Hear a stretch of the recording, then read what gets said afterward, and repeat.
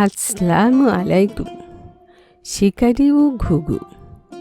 নদীর তীরের একটি গাছের উঁচু ডালে একটি ঘুঘু বসে নদীর পানির দিকে চেয়ে আসে। সে দেখতে পেল একটি পিঁপড়া নদীর স্রোতে ভেসে যাচ্ছে। পিঁপড়ার প্রতি তার দয়া হলো, তাই সে গাছ থেকে একটি পাতা ছিঁড়ে পিঁপড়ার সামনে ফেলে দিল। পিঁপড়াটি পাতায় চড়ে প্রাণে বেঁচে গেল। পিঁপড়াটির বাসা ওই গাছের কাছেই। একদিন সে গাছে ঘুঘুটি বসে রয়েছে। এক শিকারী ঘুঘুকে লক্ষ্য করে তার ধনুকে তীর সংযোগ করল। সে তীর ছুটতে যাচ্ছে, এমন সময় ওই পিঁপড়াটি এসে তার পায়ে শক্ত কামড় বসিয়ে দিল। কামড়ে চোটে সে জোরে উহ করে উঠল। পাখিটির শব্দ শুনে উড়ে গেল। তীর লক্ষ্যভ্রষ্ট হল। শিক্ষা: বিপদের বন্ধুই প্রকৃত বন্ধু। আসসালামু আলাইকুম।